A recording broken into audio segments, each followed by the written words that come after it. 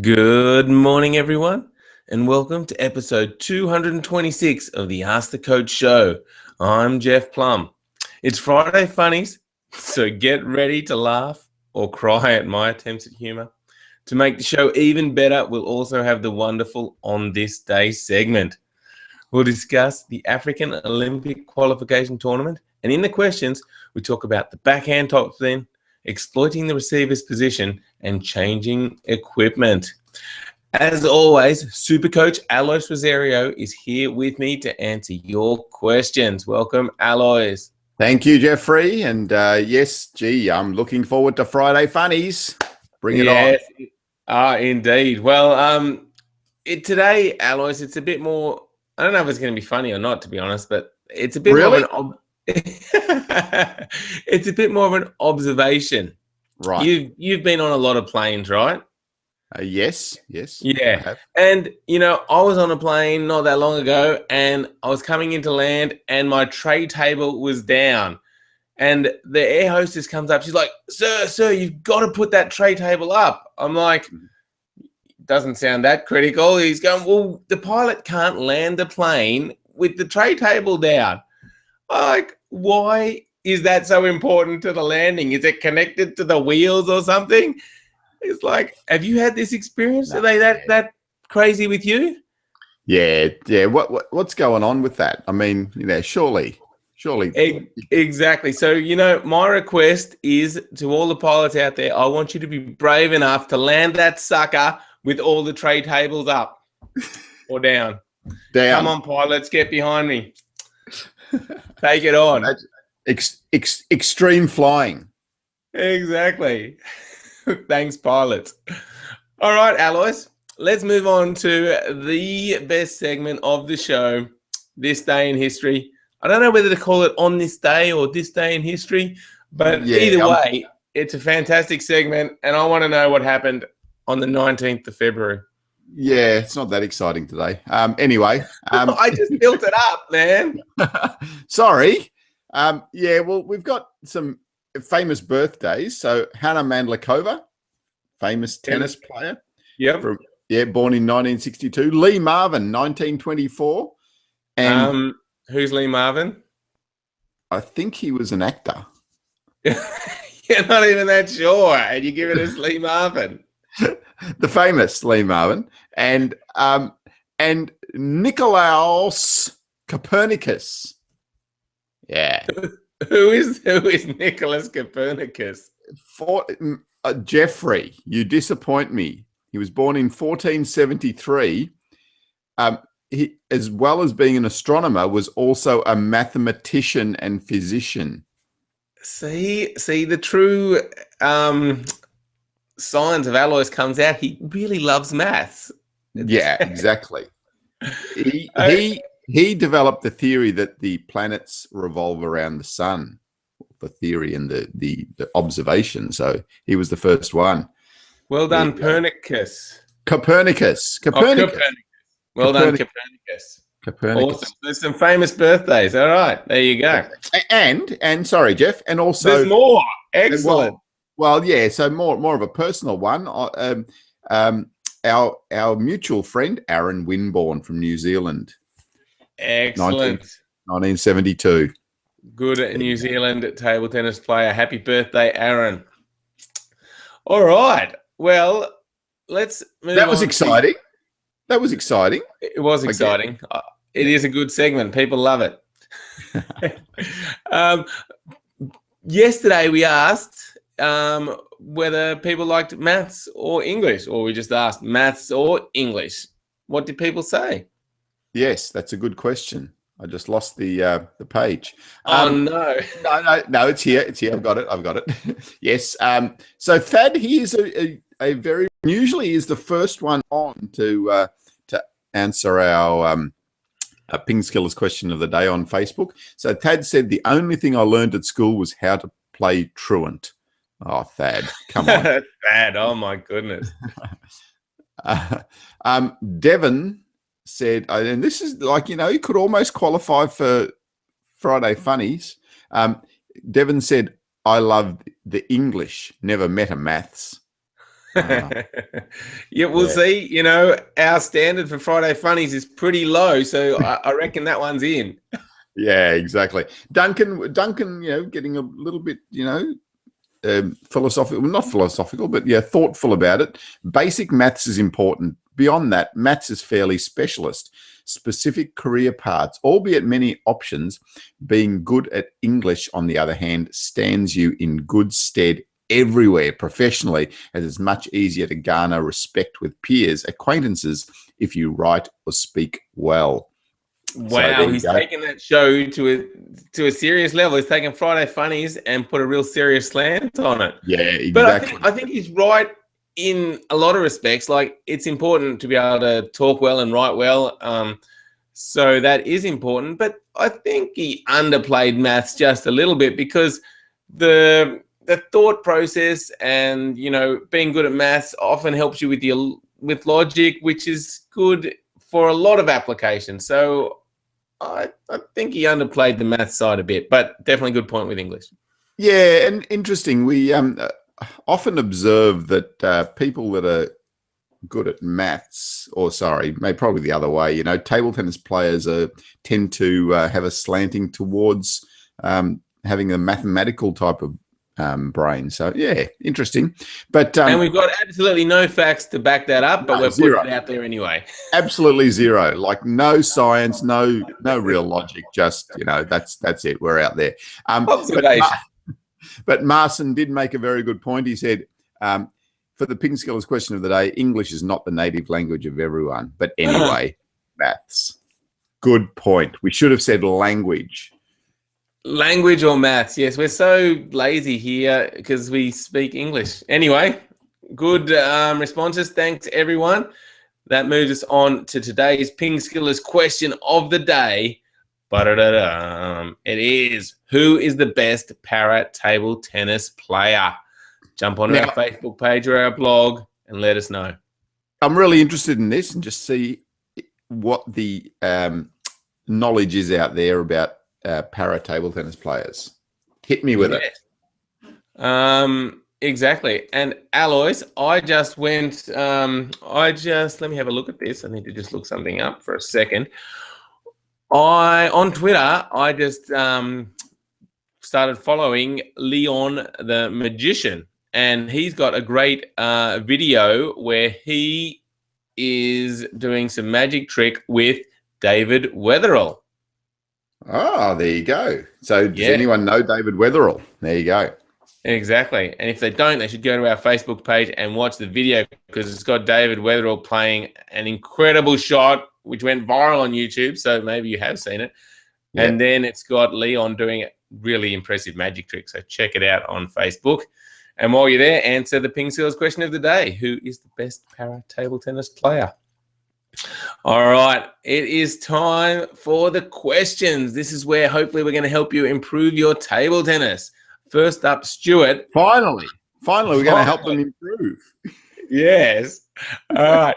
Stuart asks, my backhand topspin is probably my best shot. However, when I'm away from the table, maybe one step behind my receive setup, and I really try to rip through one, sometimes I get a lot of unwanted side spin. This normally means it goes long. Have you got any tips for Stuart? Yeah, so Stuart, obviously, when you're close to the table, you're probably taking the ball from a little bit more in front of you and coming straight at the ball to contact the ball nice and straight with pure topspin. Perhaps when you're going back a little bit further away from the table, you're turning yourself and you're coming around the ball a little bit on the contact. So by coming around the ball is where you're going to generate that side spin. And that basically does mean that, yes, you're getting less pure topspin, which means the ball is going to dip less. And that's where you get your consistency from, and also the ability to really hit that ball harder, because by generating pure topspin and the ball dipping quickly, you can hit the ball as fast as you want, basically. By having side spin, the ball is going to tend to float off the end of the table a bit more. So try to hit that ball a little bit more straight behind the ball for the contact rather than around the ball. And it might be, less turn to the side, or not swinging from so far outside the body. Try to swing still more from in front of your body and come straight forward, so your contact's there for that big backhand topspin. Yeah, good advice. Good advice. Now, it's an interesting one, isn't it? Because some people like to add a bit of topspin. So it's not necessarily a bad thing, but as you mentioned, certainly riskier because you might be getting less topspin. Yeah, add a bit of side spin, yes. So if you do add a bit of side spin and you're controlling that, it can be a trickier shot for your opponent. But you need to be able to control it. And when you're trying to play that ball really hard and fast, then you do need that pure topspin on the ball. So that topspin is the thing, as I said earlier, that's going to dip that ball onto the table. When you're playing it really strongly, you need a lot of top to dip it quickly. Yeah, so as always, it's best to start simple, get the basics right before you try and add some, fancy stuff. All right, let's move on to a question from Damon. And Damon says, I serve from my backhand side, but my opponent likes to stand in the middle, and they even stand slightly on the forehand side. So I feel like that I should be able to exploit that gap they leave on their backhand side, but they seem to cover it really well. Have you got any suggestions for Damon? Yeah, no, this is a common one too. So if I stand over here a little bit, okay, it does look like, well, okay, there's a gap over here. But by standing over here, it usually indicates that I want to play a backhand. So my backhand is going to be stronger. And out there, I can still move across and cover that ball pretty easily with my backhand. The smart thing to do is actually to serve the ball into their forehand side, and especially into their crossover point here in their forehand. Because if they're ready for the backhand, they're here, here, and here, they're often going to be quite square to the table. And by being square to the table, this ball becomes difficult. This middle ball into the forehand, or even just serving into the wider forehand area can be much more beneficial than serving into their backhand. So yeah, the gap doesn't always tell you the story. It's also about what you're seeing from the opponent and how they're preparing, or what they're looking for. One simple sign is where they've got their bat. So if they've turned their bat a little bit this way, then it means that they're probably looking for a backhand. If they've turned their bat a little bit that way, it means they're looking for their forehand. So take a look at your opponent next time and just see if, there might be a gap there, but he's probably got his bat something like that, meaning that he's ready for that backhand return. So spear it into the middle, into his forehand, see how that goes. I think we'll have a bit more success. Yeah, good advice, Alice. And I think by doing that, maybe it'll stop him covering the backhand as well. So you might be able to serve a few balls there and then exploit him with a long, fast one to the backhand perhaps. But really good tip about watching their bat angle to see which side they're really expecting the ball on. I really like that. Hopefully that helps you out, Damon. Good luck. All right, Alois. Yijan has jumped on and asked a few questions using the Google Q&A app, and anyone can jump on and ask questions live on the show. So thanks for doing that. We'll get to them in a second. First of all, though, I've got a question from Hadam, who says, I recently changed my rubber to a faster one so that I could play a more offensive game. However, now I have a problem blocking my opponent's fast topspin. I just can't find the right angle on my racket and the right distance from the table. Have you got any advice for Hadam?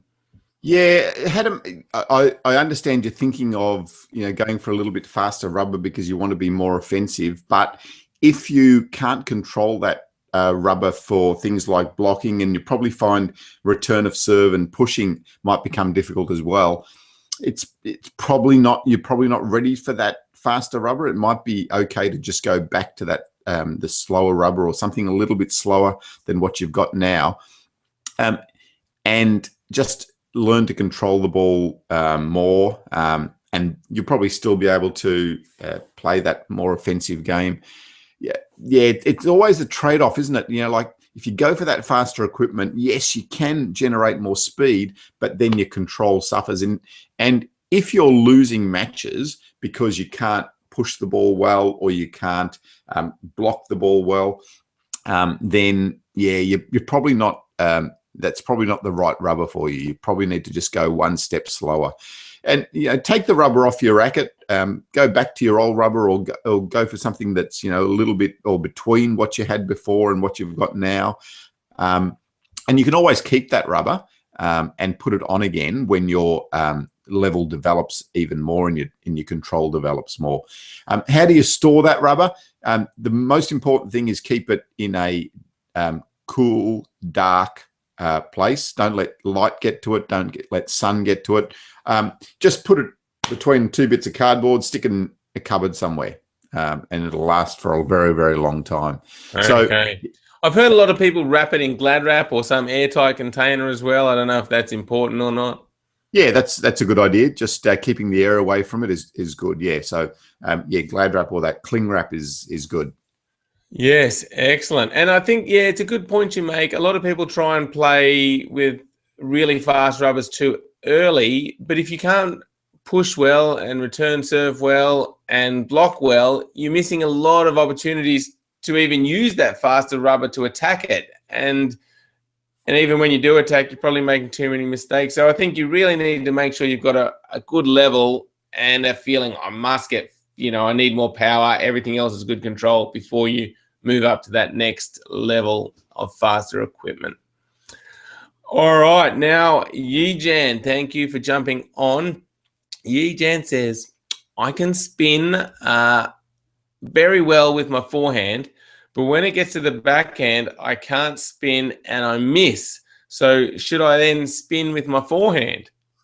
Yeah, so you should, in a game situation, try to use your forehand a lot. But I think the more important point is in your training, really develop that backhand area, because without one side, without that backhand, it's going to be really difficult to develop your game. So really work hard on your backhand. Start with the basics. Start with just being able to having that real confidence in controlling the backhand. And then you can start to develop that backhand topspin a bit more. It might take 6 months or it might take a year, but eventually you're going to have a better game. So it's definitely the way to go. For now, yes, try to use your forehand as much as you can in a match situation, but you really need to work hard on developing that side. Otherwise, yeah, you're always going to have a big hole there that players are just going to be able to exploit. All right. Hopefully that helps you out, Yijan, and thanks for the question. All right, Alois, I need everyone who's watching to do two things now. What do I need to do? Go to Instagram. Right, follow us at PingSkills. So Instagram.com/PingSkills. Yeah. Or our username's at PingSkills. Follow us. Got some great posts up there. And the other thing is go to pingskills.com and sign up for our free newsletter. Send out a weekly email with lots of great table tennis tips. Right. I've done those two things. Excellent. Brilliant. Excellent. That's all. Yeah. Instagram, good picture. I like it. That's a ripper. All right. Yeah. Get onto Instagram, guys. Nice one. Nice one, Jeffrey. All right. Yeah. So thanks, folks. Thank you for the show. And we'll be back again on Monday. So thanks for watching. Get onto Instagram. You heard Jeff. Get onto Instagram. Get onto the website. Subscribe to the newsletter, and we will see you again on Monday. Bye.